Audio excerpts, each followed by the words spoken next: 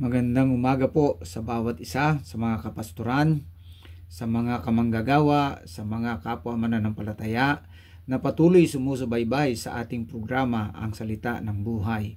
Ngayon po ay babasahin ko ang salita ng Panginoon dito po sa 2 Thessalonians chapter 2. Ang sabi po ay ganito sa verse 14, "Whereunto He called you by our gospel, to the obtaining of the glory of our Lord Jesus Christ. Therefore, brethren, stand fast and hold the traditions which ye have been taught, whether by word or our epistle. Now our Lord Jesus Christ himself and God, even our Father, which hath loved us and hath given us everlasting consolation and good hope through grace, comfort your hearts and establish you in every good word and work."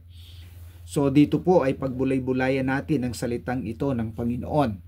Let us pray. Lord, thank you once again for the opportunity that we can meditate on thy word. We pray that you please speak to our hearts, Lord, especially today that the Baptist people are celebrating its 125th anniversary of Baptist presence in the Philippines. Thank you so much, Lord. In Jesus' name we pray. Amen. Now, dito po ay makita po natin na sabi po ay stand fast, at and hold the traditions which you have been taught. Tayo po ay matibay na panghawakan po natin yung mga naituro sa atin sa pamagitan ng salita ng Panginoon. Now, dito po mga kapatid ay narito po ako sa Rhode Island. Dito po sa US, at salamat po sa biyaya ng Panginoon.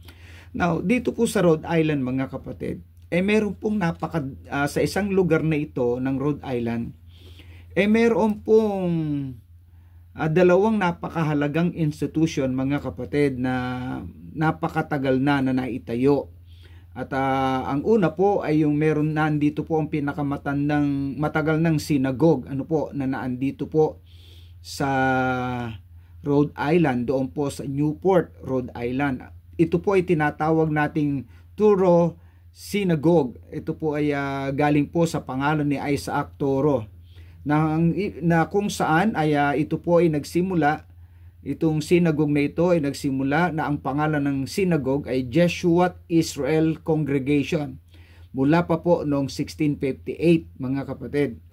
At na kung saan ay ito po ay na-dedicate naman yung building on the first Hanukkah noong pong December 2, 1763.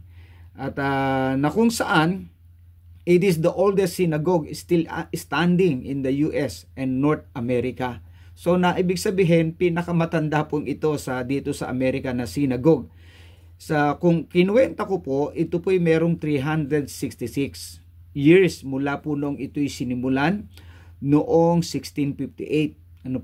Now, synagogue po ito, at salamat po sa Panginoon, ang mga Jewish people ay naandoon po. Ngayon, ang sumunod po, naandito po rin naman sa Providence, Rhode Island, ito pong First Baptist Church in America. At na kung saan matatagpuan ito do sa Main Street, Providence, Rhode Island.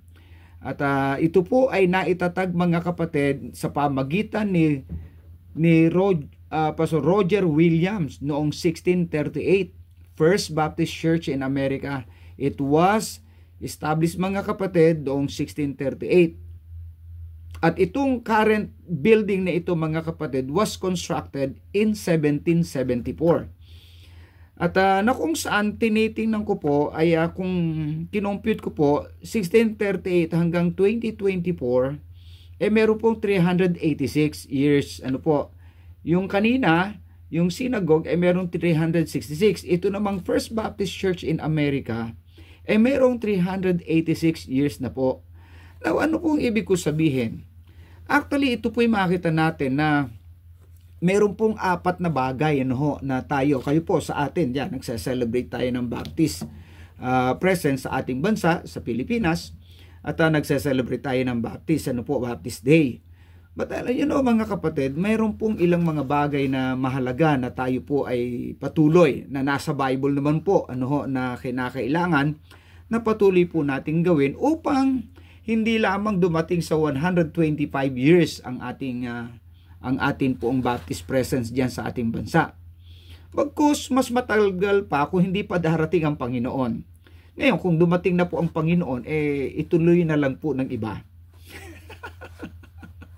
Ituloy na lang po ng iba at pag dumating na po ang Panginoon. Ano? So, yan po. Ngayon, ano pong ilang mga bagay? Katulad na sinabi po natin dito at binasa natin kanina. Sabi po ng 2 Thessalonians chapter 2, verse 15, "Therefore, brethren, stand fast and hold the traditions which you have been taught." At panghawakan po natin yung mga ipinasa sa atin ng mga sistema na ipinasa sa atin na tinatawag nating Baptist faith, na kung saan sa pamagitan ng salita ng Panginoon at na kung saan patatagin tayo ng Panginoong Hesukristo at ng Diyos Ama na nagmahal sa atin at nagbigay sa atin ng walang hanggang pag-asa at ng walang hangga sa pamagitan ng kanyang biyaya. At comfort your hearts and establish you in every good word and work. Now, 4 na bagay po ang gusto ko makita natin dito, brethren. Ano po, para tayo po'y hindi lamang dumating sa 125 years, kundi bagkus ay kailangan po na maging mas matatag pa tayo. Hanggang sa dumating na nga ang Panginoon. Una po ay yung tinatawag nating let us have conviction. Be established in the faith. At na kung saan sa doctrine, at alam naman po natin, our conviction ay doon po sa tinatawag nating kung ano yung tama, which is what is right. At na kung saan, alam naman po natin, ang sabi po ng 2 Timothy 3:16, ang sabi po ay all scripture is given by inspiration of God and is profitable for doctrine, for reproof, for correction, for instruction in righteousness, that the man of God may be perfect, truly furnished unto all good works.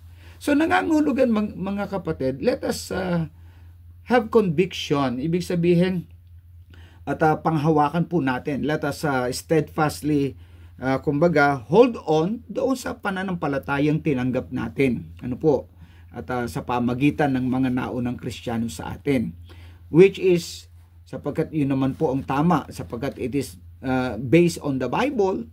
Kaya nga po ang sabi, given by inspiration of God and is profitable for doctrine. So kaya po mga kapatid, conviction po ang tama. Huwag tayong lalayo dyan. Huwag natin ipagpapalit ang conviction, yung tinatawag nating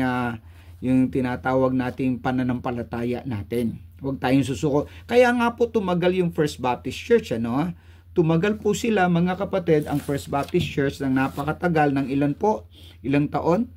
386 at nagpapatuloy. At alam niyo po ang testimony noong isang nakasulat doon, testimony ng isang tao. Sabi po ni Barry Jones, I am comfortable going there. So ibig sabihin mga kapatid, when it comes sa pananampalataya, when it comes sa kanilang testimony, makita natin mga kapatid ang kanilang pagpapatuloy. Now, we do not know exactly kung hanggang ngayon ay naandun pa rin yung kanilang, kung sila po ay naandun pa rin sa tinatawag nating old fashion at naandun pa rin yung kanilang pagtayo. Hindi ko po alam yun, hindi ko na po narating, hindi ko na po ito natingnan. Pero ang mahalaga, nagpapatuloy po sa atin na nagpapatuloy. Ngayon, kung sila po yan, dapat maging matuwid. Now, sumunod po mga kapatid, not only let us have conviction, pangalawa, let us continue. Anong sabi ng Bible? Ang sabi nga po ng salita ng Panginoon doon sa Acts chapter 2, let us continue mga kapatid. Let us steadfastly, ang sabi po, and they continued steadfastly in the apostles' doctrine. Magpatuloy tayo. Let us, na hindi lamang natin tinanggap yung pananampalataya, but let us continue. Sa pagpapatuloy po, ang sabi ng salita ng Panginoon, in the apostles' doctrine and in fellowship, and in breaking of bread, and in prayers. So magpatuloy po tayo dyan.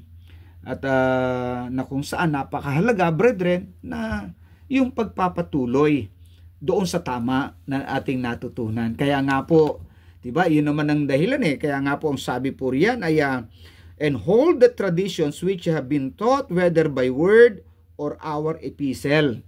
At na kung saan, ay ma-establish ang ating pananampalataya diyan at magpatuloy tayo sa ating pananampalataya. Sumunod, hindi lang po iyan, let us continue, huwag tayong babago. Kung sakali man mga kapatid na mayroong mga new doctrine, new practices, mga tinatawag nating mga modern practices mga kapatid, let us not go obeying them or following them, but let us continue, let us not remove the ancient landmark na kung saan ay nagpapatuloy tayo sa Panginoon. Let us continue. Not only let us have conviction, let us continue. Number 3, mga kapatid, let us contend for the faith. At ipakipaglaban natin yung pananampalataya natin. Katulad nga po ng sinabi po doon sa Jude verse 3, Beloved, when I gave all diligence to write unto you of the common salvation, it was needful for me to write unto you and exhort you that ye should earnestly contend for the faith which was once delivered unto the saints. So dito, kung kanina, conviction, maging matatag ka. Pangalawa, ipagpatuloy mo. Pangatlo, dito po, ipakipaglaban mo. Let us contend. Ipakipaglaban natin ang pananampalataya. Not enough, mga kapatid, na tayo po ay basta nabubuhay. Kundi bagkus, kung sakali mang may mga struggles, kung sakali mang mga kapatid na may mga hindrances, kung sakali man mga kapatid na may mga new doctrine, may mga new principles na naituturo, mga kapatid, ang sabi po, let us contend for the faith. Ipakipaglaban natin ang pananampalatayang tinanggap natin, mga kapatid, mula sa Panginoon.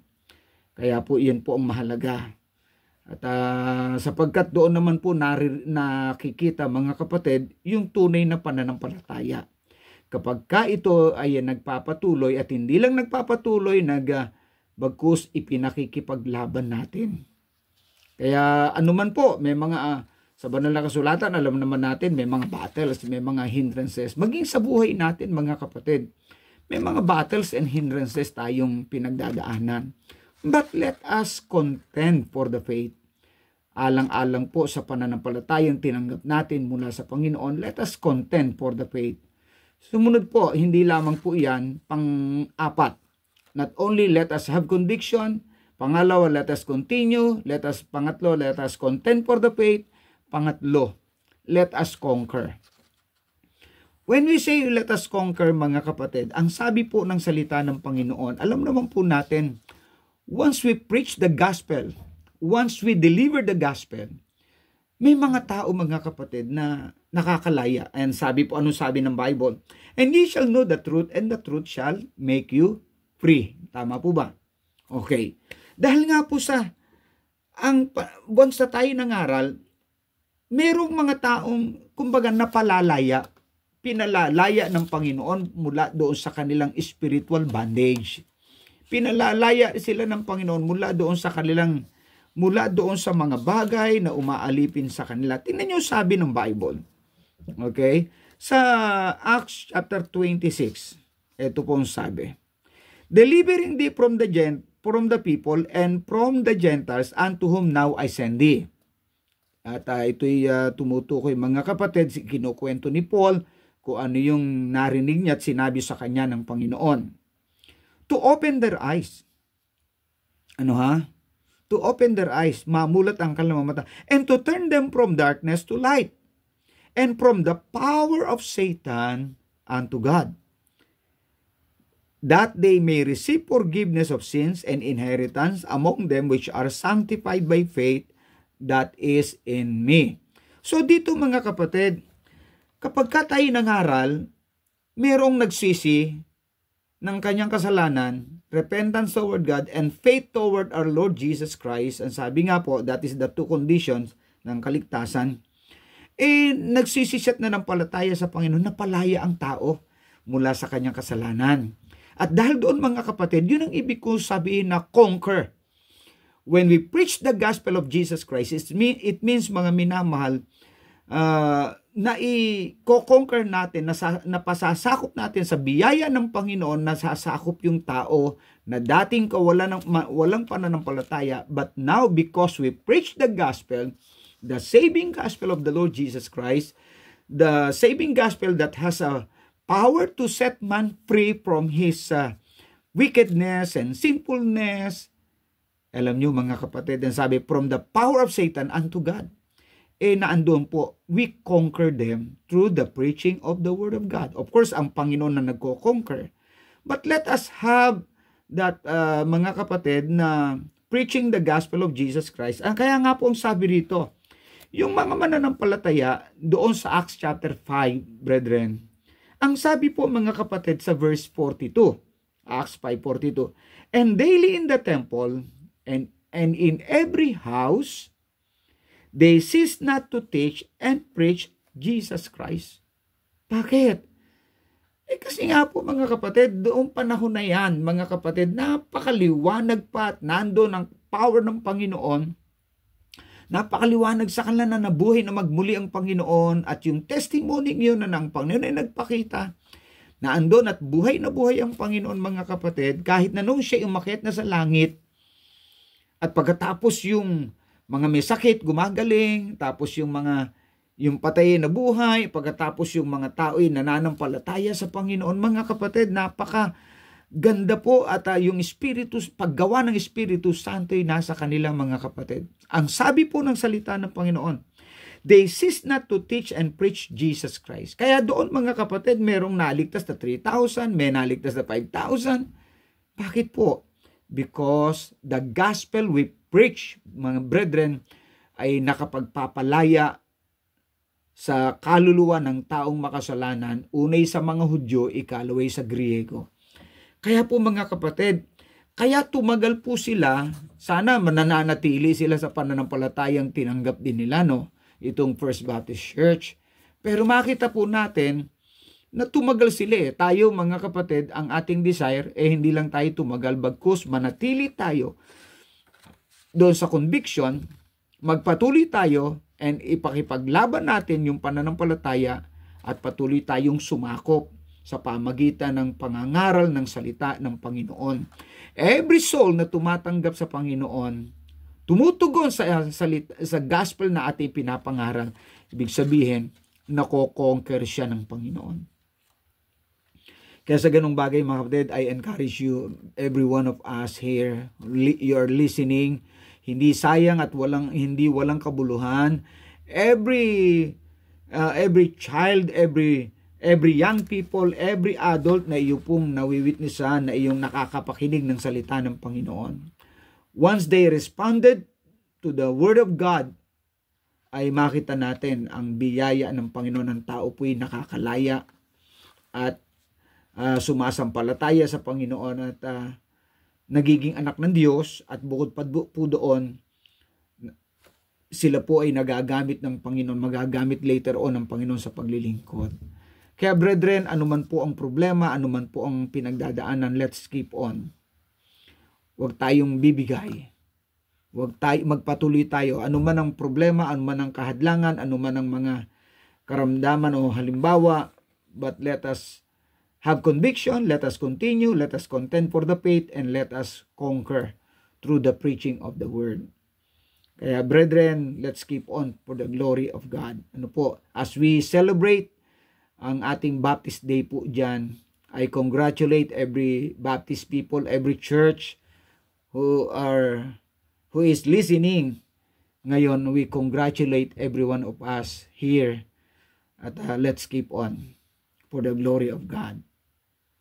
Let us pray. Lord, thank you once again for the opportunity that we can meditate on your word. Thank you so much, Lord, for the examples given to us by the First Baptist Church of America and also for the Jehoshua congregation, Lord, in Newport, Rhode Island. I pray, dear God, that you please at patuloy po kayong gumawa sa bawat isa amin, patatagin mo kaming patuloy.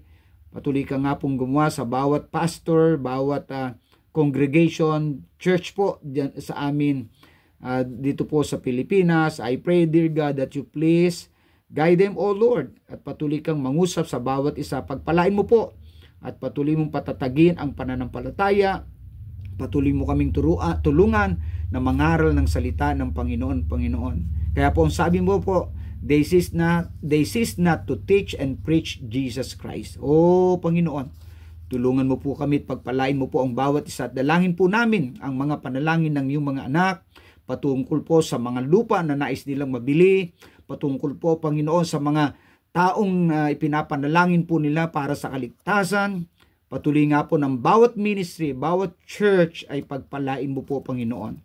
Lord, we commit everything into your hands. Thank you so much, Lord, for all the blessings. Thank you so much, Lord, for the opportunity to serve you, lalong-lalo na po ang kaligtasan. Lord, dalangin po namin ang kaligtasan ng mga Hudyo at kapayapaan po sa Jerusalem. We pray for Pastor Alex Kalinisan at patuloy kang gumawa sa kanila, Panginoon, ng buong family at maging Pastor Joe, Pastor Nelio Datur, Pastor Ramiro Adona, Pastor Sam Ulano, Pastor Ricky Orias, Ma'am Joy Rabaya, Pastor Julius Peñas. We pray, Panginoon, ang patuloy mong paggawa sa buhay po nila.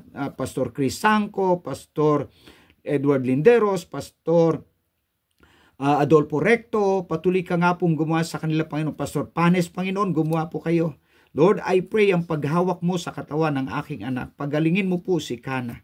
Maraming salamat po sa iyong biyaya at marami pang mga pasos. Pastor Ray Rimogat, Pastor Andy Puebla, Pastor Romel, patuloy ka nga pong gumawa, Panginoon, sa iyong mga anak at hiniling namin, Pastor Joshua Orias, hiniling namin patuloy ang pagpapala mo. At Pastor Silaw, gumawa po kayo, Panginoon. Pastor Ariel Castillo, Pastor Mike Digan, hiniling namin ang patuloy mong pagpapala sa bawat isa, Panginoon. Lord, thank you very much for all the blessings. In Jesus' name we pray. Amen and amen. God bless you, brethren. Thank you po.